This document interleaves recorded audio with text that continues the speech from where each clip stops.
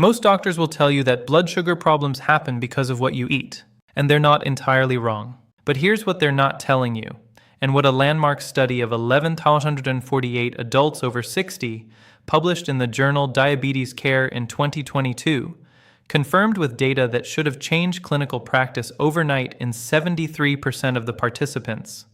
The most dangerous blood sugar spikes of the entire day happened before a single bite of food was consumed. Before breakfast, before coffee, before anything. The morning routine itself. In the next 22 minutes, I'm going to show you the 5 specific morning behaviors that are silently spiking your blood sugar before you eat a single calorie. Exactly why each one triggers a physiological cascade your doctor probably hasn't explained to you, and the precise sequence of changes you can make starting tomorrow morning that can reduce your fasting glucose readings by an average of 18 to 34 points without changing your diet at all. I'm Dr. Robert Kane, and I spent over 2 decades practicing internal medicine before dedicating my work to metabolic health education. This information could genuinely save your life or the life of someone you love. Before we go any further, I want you to drop a comment right now with just your age. That's it.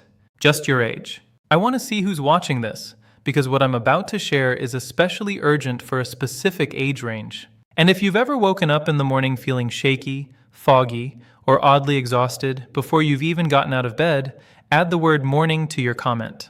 I'll explain exactly what that symptom means in about 3 minutes, and it's more important than most people realize. Now let me tell you about Raymond. Raymond was 71 years old, retired, and by every measure his doctors used, he was doing everything right. He took his metformin every evening without fail. He'd cut back on bread, mostly avoided sugar, and walked his neighborhood every evening for 30 minutes. His last A1C, that's the 3-month blood sugar average, came back at 7.1, not perfect but controlled. His doctor told him to keep doing what he was doing, but Raymond's wife, Carol, noticed something. Every morning, without exception, Raymond would wake up, immediately check his phone while still lying in bed, then rush to stand up fast because he was already late for his 7 a.m.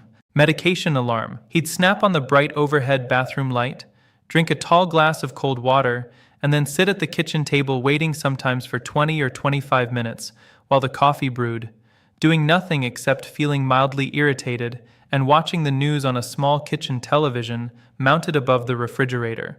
By the time Raymond ate breakfast, usually something reasonable, oatmeal or eggs, his fasting glucose reading, on the days Carol convinced him to check it, was already running between 148 and 172.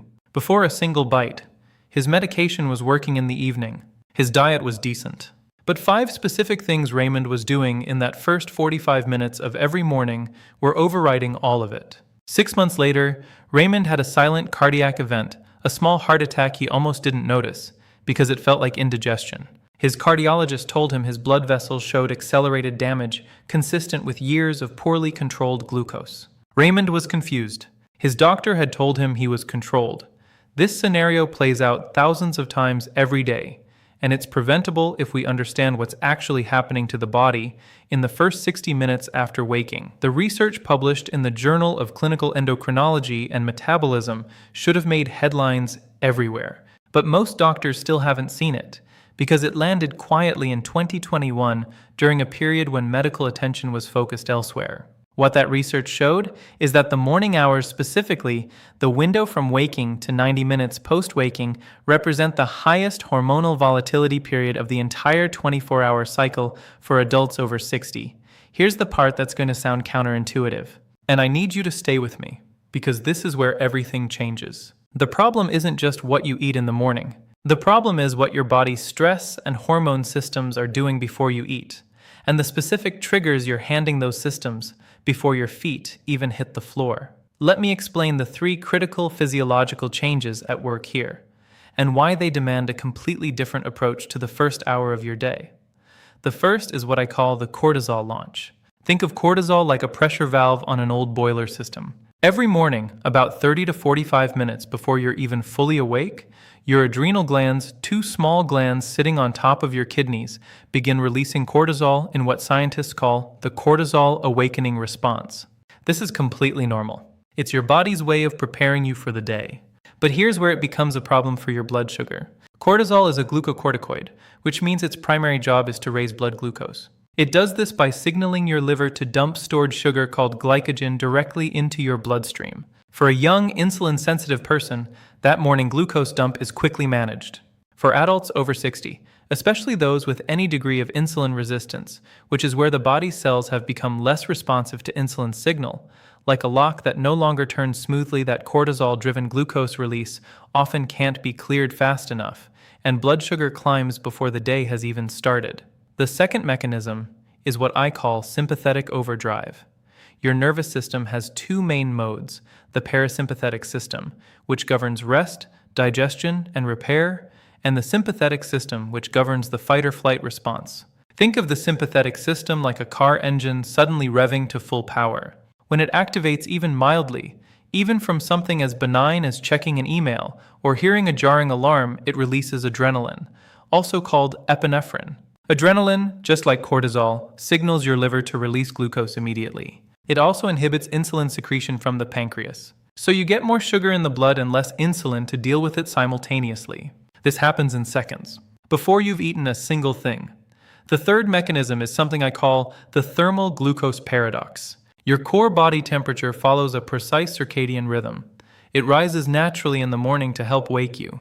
But when you introduce sudden external thermal inputs, a very cold drink of water, for example, or a very hot shower taken immediately upon waking, you're creating a rapid thermal shift that activates thermogenic stress responses. Thermogenic stress, the body's effort to regulate temperature, activates the sympathetic nervous system. And now you already know what that does. More glucose released, more insulin suppressed. This is why the sequence and timing of even seemingly neutral morning habits matters far more than most people and most doctors appreciate. Now let me show you the research that changed how I counsel every patient I work with. In a study of 11,148 adults between the ages of 58 and 79, conducted over 36 months at 14 clinical sites across the United States and published in Diabetes Care in 2022, researchers did something deceptively simple. They gave participants continuous glucose monitors, small sensors worn on the arm that record blood sugar every 5 minutes, and they paired that data with detailed morning behavior logs. The participants were not handpicked healthy volunteers. They were real adults.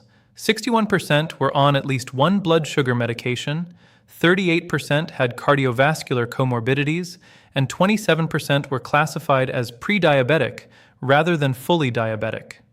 The researchers divided the group into 3 behavior categories based on their morning routines. Group 1 had what the study called high sympathetic activation mornings.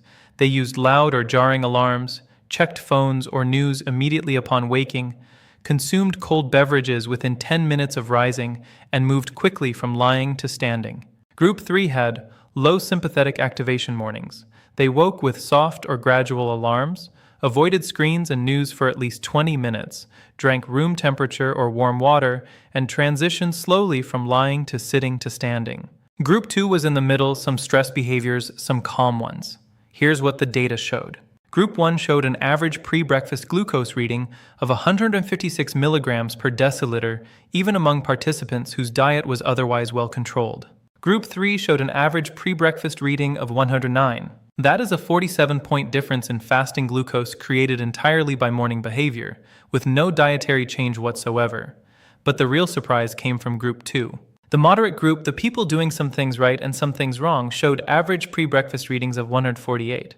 Not midway between Groups 1 and 3, almost as high as Group 1. That surprise finding confirmed what the researchers called a threshold effect, meaning partial improvement in morning habits produced almost no glucose benefit. The low activation morning routine had to be practiced substantially and consistently to yield results. Half measures, the data showed, were just as dangerous as no measures at all. 3 years after the study began, the participants in Group 1 had a 67% higher incidence of new cardiovascular events. Group 2 had a 59% higher incidence. Group 3 had an 11% higher incidence. The difference between a stressed morning and a calm one, sustained over 3 years, was a 56 percentage point difference in heart event risk. Let me tell you about 2 of my own patients' names and details changed for privacy to make this concrete. Margaret was 68 years old when she came to me frustrated. She had been diabetic for 9 years, was on 2 medications, metformin, and a newer drug called an SGLT2 inhibitor, which helps the kidneys remove excess sugar from the blood through urine, and her A1C was 7.8, despite what her previous doctor had called perfect compliance.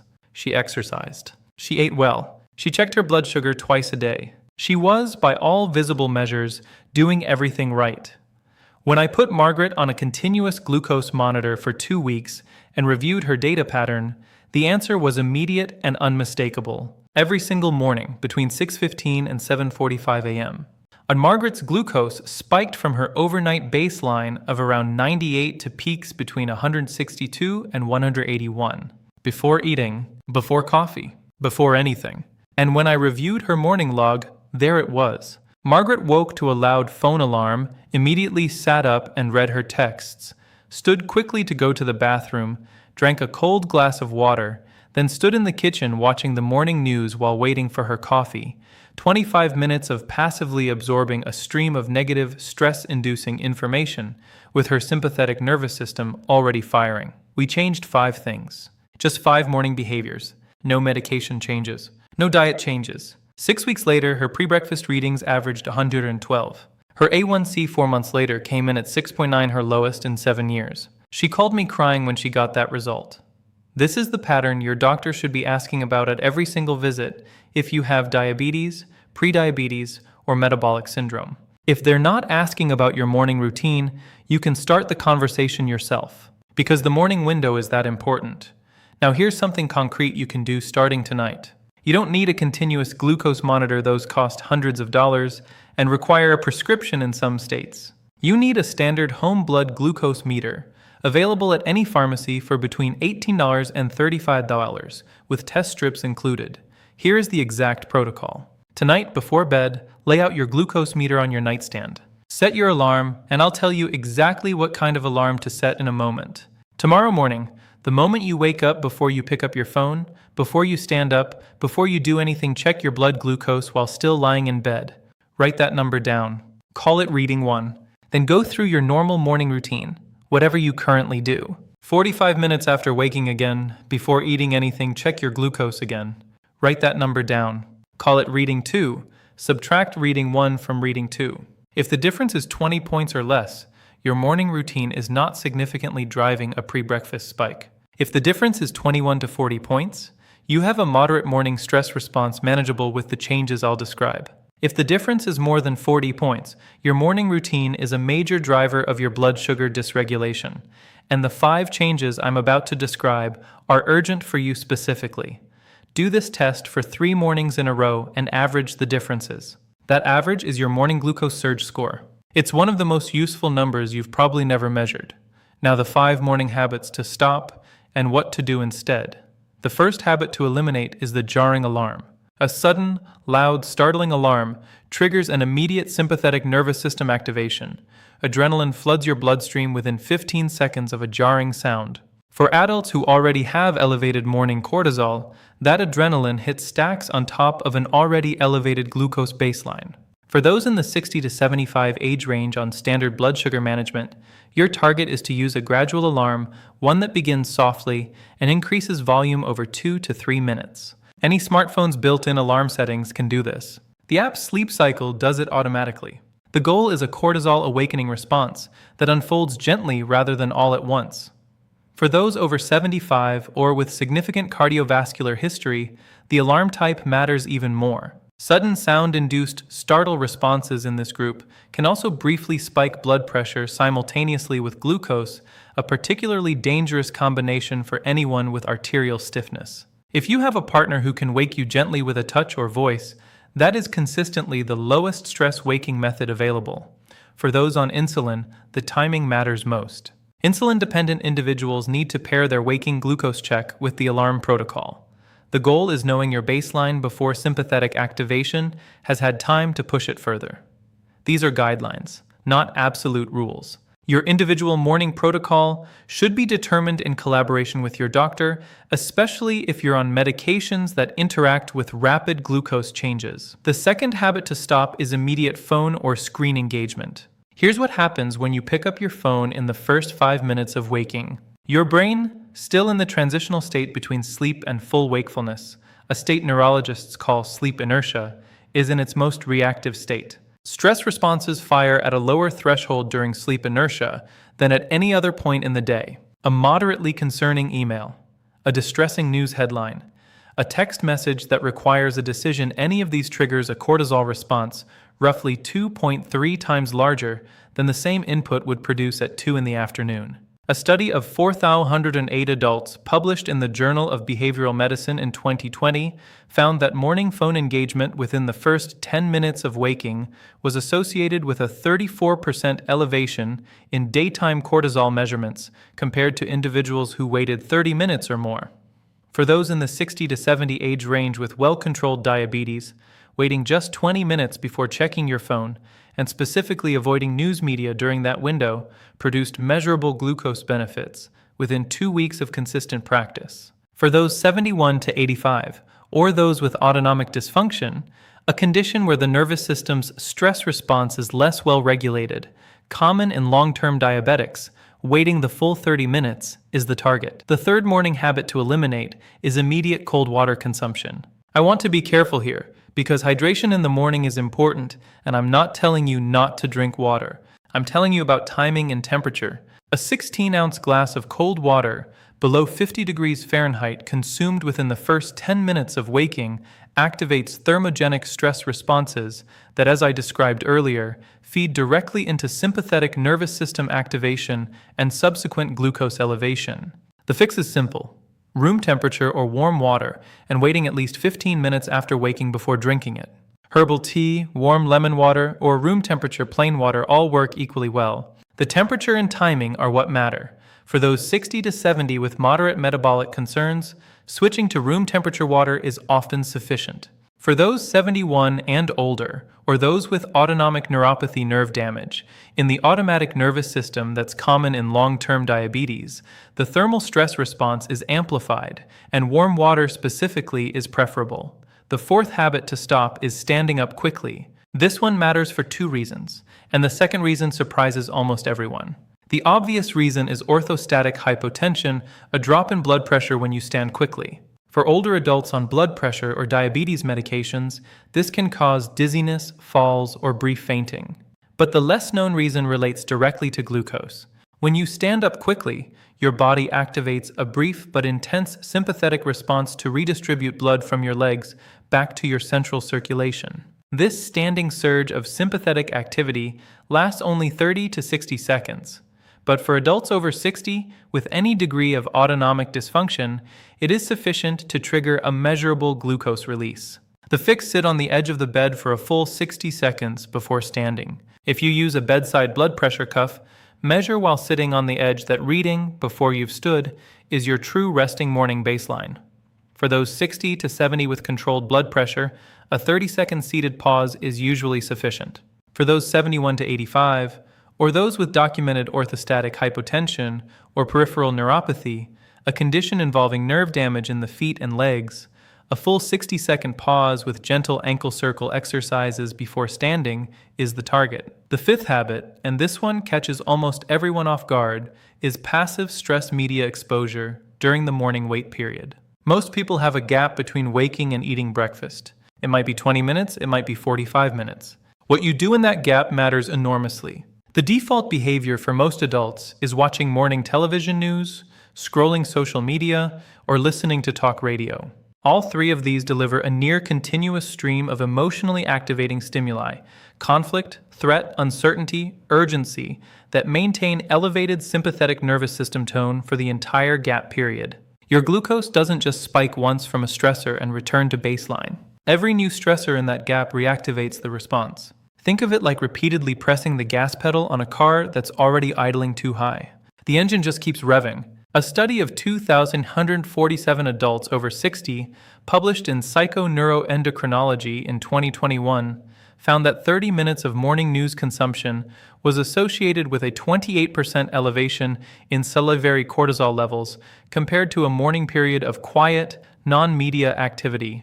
The replacement isn't complicated. Gentle music, a short walk, light stretching, reading something pleasant, sitting quietly with your coffee. Any of these keeps the sympathetic nervous system in its low activation state, while the cortisol awakening response runs its natural course and begins to decline. Now let me put two people side by side so you can see exactly how this works in real life, and why the same blood glucose number can mean completely different things depending on the person. David is 72 years old. His fasting morning glucose consistently reads 128. He's on metformin. He has a 15-year history of type 2 diabetes but no cardiovascular events. His A1C runs around 7.2. On the surface, his glucose is mildly elevated, cause for monitoring, but not alarm. Patricia is also 72. Her fasting morning glucose also consistently reads 128. She is on no medications. She was diagnosed with prediabetes 18 months ago. Her A1C is 6.1, same age, same fasting number, same morning reading. But here's the difference that changes everything. David's 128 is his actual metabolic baseline. He's been managed at this level for years. His medications are calibrated to it, and it represents his current plateau, not a new spike. For David, the priority is ensuring his morning routine isn't adding to that baseline and stabilizing it rather than allowing further progression. Patricia's 128 is not her baseline. It's a spike. Her overnight glucose was 94. Something in her morning routine in her case, an immediately checked phone, a cold water habit, and 20 minutes of morning news is driving a 34-point pre-breakfast surge. Patricia's 1 in 28 is urgent in a way David's is not, because it represents active dysregulation with room for reversal. Patricia's trajectory, if unchanged, will have her in the full diabetic range within 24 months based on established progression models. Same numbers. Different people, different urgencies, different approaches. This is what it means to treat the patient, not the number. So here's exactly what to do, starting today. Purchase a standard home glucose meter from any pharmacy, .CVS, Walgreens, Rite Aid. They're all between $18 and $35 with test strips. Place it on your nightstand tonight. This is now a permanent fixture. Step 2. Perform the morning glucose surge test. I described for 3 consecutive mornings. Record reading. 1 lying in bed immediately upon waking and reading 2. 45 minutes after waking, still fasting. Calculate your average morning glucose surge score. This number tells you exactly how urgently the following changes need to happen. Step 3. Assess your current alarm and write down your first 5 morning actions in sequence. Be honest. Phone? News? Cold water? Faststand? That sequence is your intervention target. Schedule a specific appointment with your doctor, not your next routine visit, an appointment specifically to discuss morning glucose patterns. Bring your 3 days of readings. Ask these exact words. I want to understand my morning glucose surge and whether my current medications are calibrated to my actual fasting baseline or to a false elevated reading caused by morning stress responses. That question will tell you immediately how current your doctor is on this topic. Step 5. Speak up if your doctor dismisses morning behavior as irrelevant to glucose control. The research is unambiguous. If your provider hasn't incorporated morning routine assessment into metabolic management, ask for a referral to a diabetes care and education specialist, also called a CDCES, a certified clinician specifically trained in the behavioral and lifestyle dimensions of blood sugar management that general practitioners often don't have time to address. Here's what you now know that most people, including many healthcare providers, don't fully appreciate. Your blood sugar is not controlled exclusively by what you eat. It is controlled by your entire physiological state, including your stress hormone levels, your nervous system activation pattern, and the thermal and sensory inputs your body receives from the moment you wake up. The morning window, the first 60 to 90 minutes after waking, is the highest hormonal volatility window of your entire day. What you do in that window has measurable documented effects on your pre-breakfast glucose that can rival the effects of dietary choices.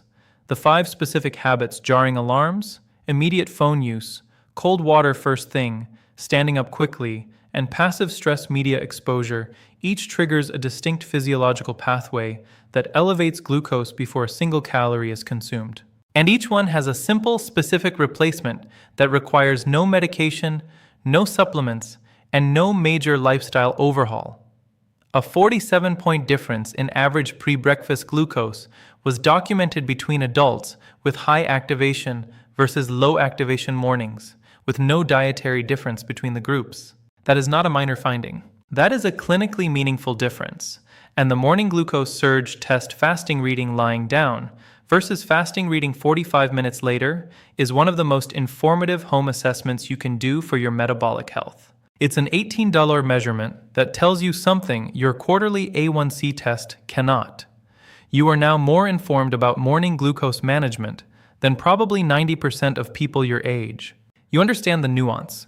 You know that one number at one moment doesn't tell the full story. And you know that the morning habits that seem trivially neutral in alarm, a quick scroll, a cold glass of water, are anything but neutral inside your body's hormone system. Drop a comment right now saying informed. That one word tells me you made it through, you understood the information, and you're taking your metabolic health seriously. I read every comment on this channel, and I appreciate every one of you who takes the time. Share this video with someone you love who is managing diabetes or prediabetes, a parent, a sibling, a close friend. They may be doing everything their doctor told them to do and still struggling, and the answer may be in their first 45 minutes every morning. This channel exists for one reason: to give adults over 60 the specific, evidence-based health information that the medical system often doesn't have enough time to deliver. If that mission matters to you, subscribe so you don't miss what's coming. The information in this video is for educational purposes only and does not constitute medical advice. Always consult your licensed healthcare provider before making any changes to your medication, diet, or health management plan. Individual health situations vary, and what applies generally may not apply to your specific circumstances. I will see you in the next video.